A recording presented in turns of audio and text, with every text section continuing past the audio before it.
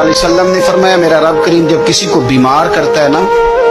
تو پھر اللہ فرشتوں کو بھیجتا ہے، فرماتا ہے جب پتہ کر کے آؤ کسی سے میری شکایت تو نہیں کر رہا۔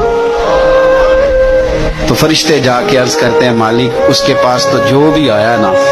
اس نے یہی کہا کہ الحمدللہ جس حال میں اللہ نے رکھا ہے میں راضی ہوں۔ اس نے تیری شکایت نہیں کی، اس نے تیری رضا پہ اس بیماری کو تیری طرف سے آزمائش سمجھ کے قبول کیا۔ میرے نبی کریم علیہ الصلوۃ والسلام فرمانے لگے، رب فرماتا ہے فرشتوں گواہ ہو جاؤ، اگر میں اسے اس بیماری سے شفا دوں گا تو جو اس کے پاس خون ہے اس سے بہتر خون اسے عطا کروں گا، اور جو اس کے پاس گوشت ہے اس سے بہتر اسے گوشت عطا کروں گا، اور اگر میں اسے اس بیماری میں وفات دوں گا تو پھر میں اسے جنت عطا کروں گا۔ اگر شفا دوں گا تو بہترین شفا دوں گا، اور اگر وفات دوں گا تو پھر جنت دوں گا۔ جب آپ حوصلے کے